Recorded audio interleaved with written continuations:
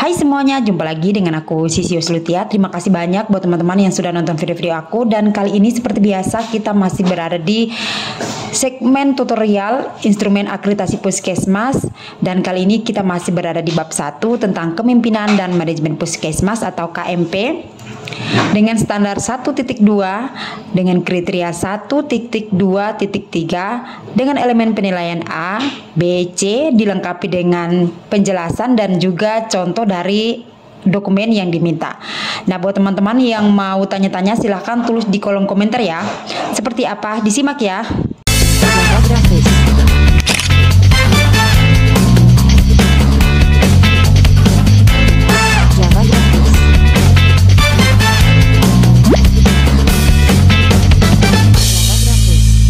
EP yang pertama yaitu tentang elemen penilaian ditetapkan indikator kinerja pembinaan jaringan pelayanan dan jejaring puskesmas.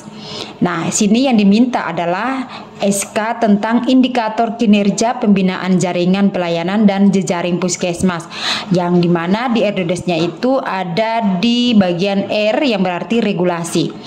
Nah, buat teman-teman, untuk jejaring dan jaringan harus bisa dibedakan ya. Mari kita akan bahas dulu untuk SK-nya seperti apa. Tapi aku mau jelasin dulu untuk kode RDOWS. Nah, ini dia. R-nya itu regulasi, D-nya itu dokumen, terus kemudian ada observasi, wawancara, dan simulasi. Kita lihat nih apa yang diminta oleh EP ini adalah SK. Ini adalah contoh SK yang sudah saya aplikasikan di salah satu puskesmas yang telah aku lakukan pendampingan. Namun di sini ada bagian-bagian yang aku ganti ya, teman-teman. Seperti ini yang aku ganti itu seperti yang kalian lihat.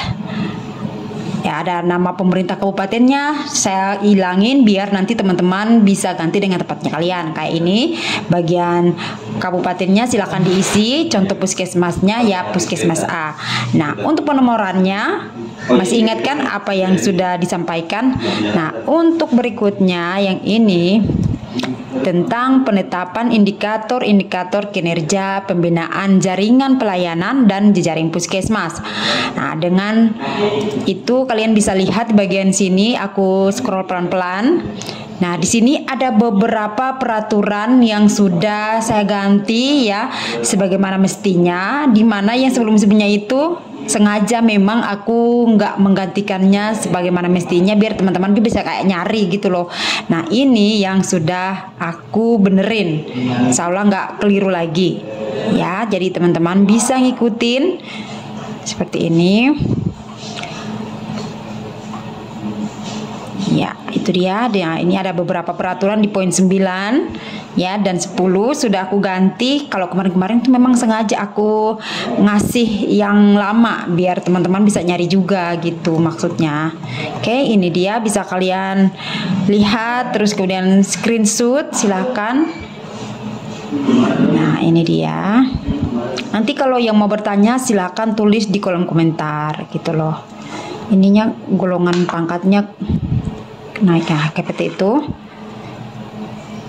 tidak apa-apa, jejaringnya ini ada typo sedikit.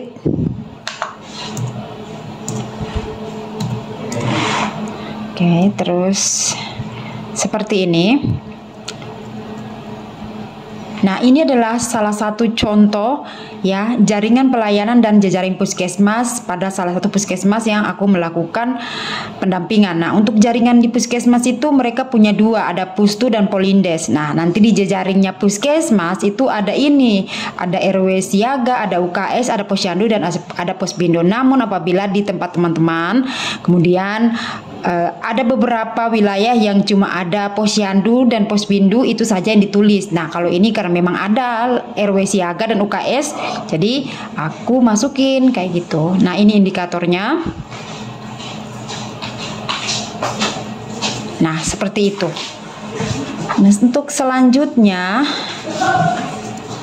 untuk yang elemen penilaian bagian B, dilakukan identifikasi jaringan pelayanan dan jejaring di wilayah kerja puskesmas untuk optimalisasi koordinasi dan atau rujukan di bidang upaya kesehatan.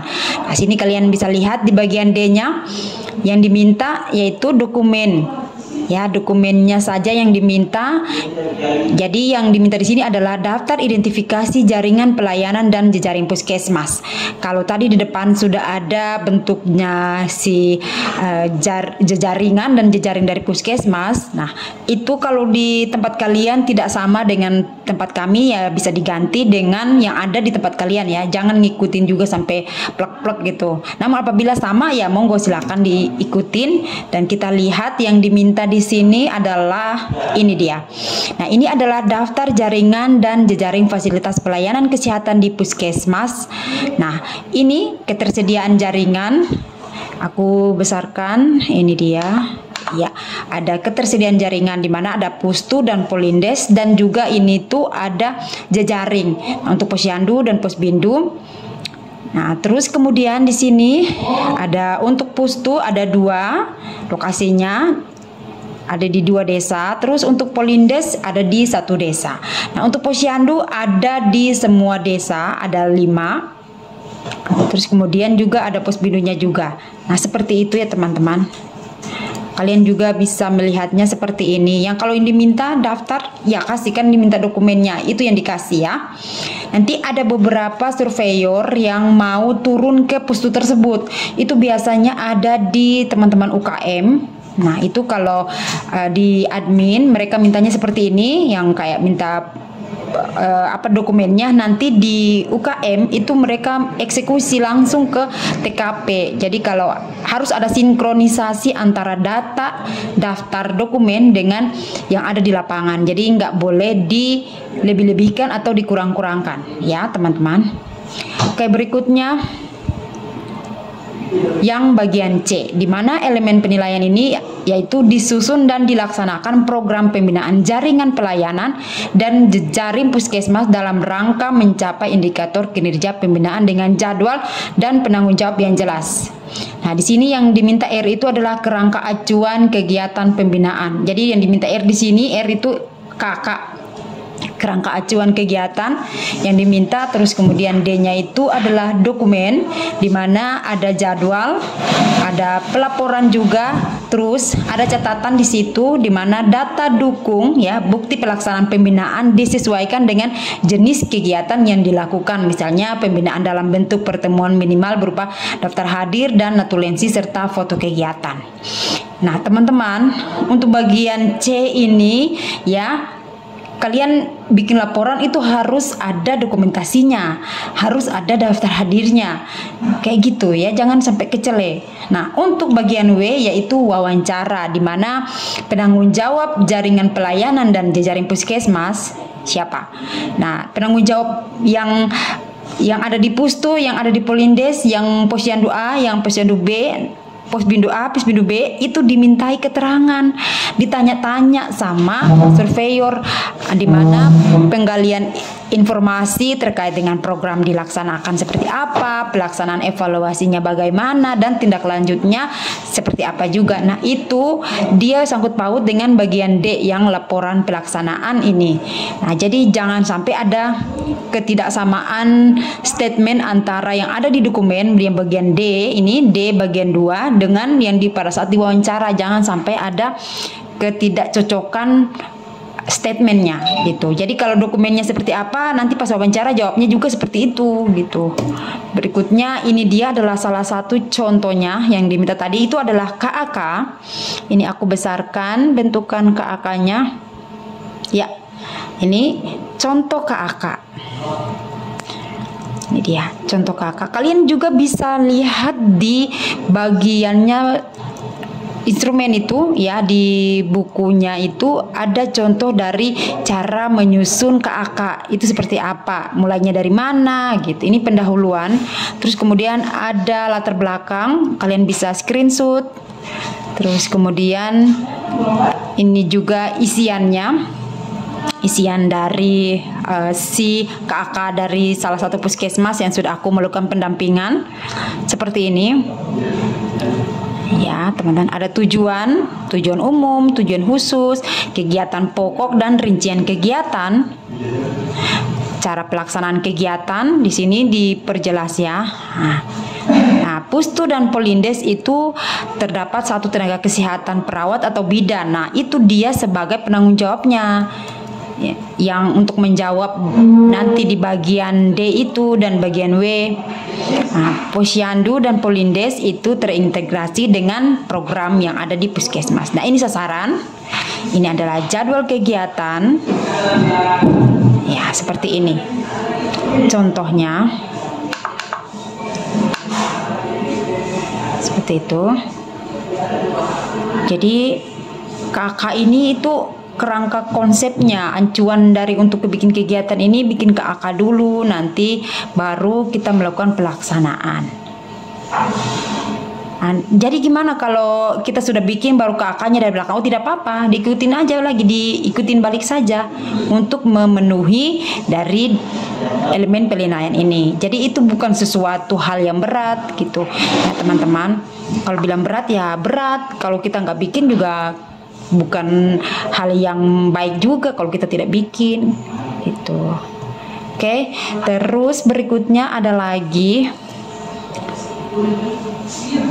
Nah, ini tuh adalah ini dia. Nah, kan tadi diminta kan jadwal. Nah, ini jadwal rutin Posyandu tahun 2023 ini. Nah, ini sudah ada tanggalnya, tempatnya di desa mana, terus lokasi kegiatannya nanti di mana, jam berapa, itu sudah ada di sini. Oke, nanti di bagian bawah kalian lengkapi dengan adanya ini dalam 1 tahun ya teman-teman. Untuk bagian C, EP bagian C ini yang diminta seperti itu. Nah, di bagian bawah ini si nama penanggung jawabnya. Ya, ini si A, ini ada namanya teman saya, cuma saya ganti dengan si A dengan ini kayak gitu. Jadi harus dilengkapi KIA, imunisasi, promkes, gizi, yang untuk posbindu, P2 gitu ya, masuk kayak gitu. Ya teman-teman, oke? Jangan sampai keliru ya. Ada koordinatornya, untuk Posyandu ada koordinatornya juga. Kalian harus mikirin itu ya. Jangan sampai tidak memikirkan hal tersebut. Jadi ini seperti ini, biar nggak makan tempat. Jadi ditaruh saja di bawah. Ini bulan Desember sampai segitu. Ini orangnya. Terus berikutnya ada lagi. Nah, ini dia yang terakhir. Yang terakhir ini dia. Nah, kan diminta tadi kan tindak lanjutnya, terus kemudian analisa masalahnya, ada laporan evaluasi seperti ini. Nah, ini adalah contoh laporan evaluasi pembinaan terhadap jaringan pelayanan dan jejaring puskesmas.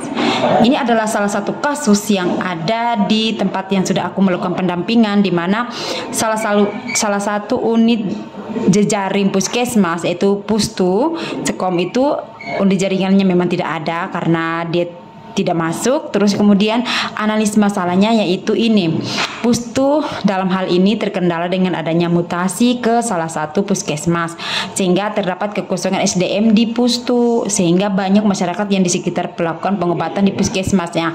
Jadi kasusnya itu ada satu nakes di Pustu Sekom, terus kemudian dia dimutasi. Nah, jadi orang yang ada di desa situ, desa Sekom, kebetulan memang agak sedikit jauh dengan puskesmas. Nah, mereka tuh kalau sakit biasanya langsung ke Pustu, sekarang langsung ke puskesmas. Nah, itu adalah ada kendalanya. Terus kemudian tindak lanjutnya seperti apa? Oke, yang D ini itu adalah dilakukan evaluasi dan tindak lanjut terhadap pencapaian indikator kinerja pembinaan jaringan, pelayanan dan jejaring puskesmas. Nah, untuk bagian D ini adalah dokumen hasil evaluasi terhadap indikator kinerja pembinaan jaringan, pelayanan dan jejaring puskesmas serta bukti hasil tindak lanjutnya. Mari kita lihat di sini, saya sudah jelaskan, saya sudah siapkan juga. Ada di bagian bawah teman-teman, ini saya jelaskan. Nah, untuk tindak lanjut kasus seperti ini yaitu dengan menunjukkan SK mutasi. Ya, terus kemudian menyurat ke Dinkes untuk permintaan tenaga karena ada yang kosong. Nah, kalau kalian menyurat, terus kemudian ada SK-nya si orang yang di Pustu itu nilainya sudah ada. Nah, namun jika sampai saat ini masih kosong, maka tetap menunjukkan surat tersebut sebagai bukti telah menyurat sejak hari itu sampai sekarang belum ada tindak lanjut lagi. Jadi memang di lakukan tertib administrasi. Jadi kalian menunjukkan SK, terus kemudian kalian meminta permintaan lagi satu SDM untuk memenuhi si pusu tadi. Nah, seperti itu. Nah, itu dia yang bisa aku share ke teman-teman. Semoga bermanfaat. Sampai jumpa, dadah.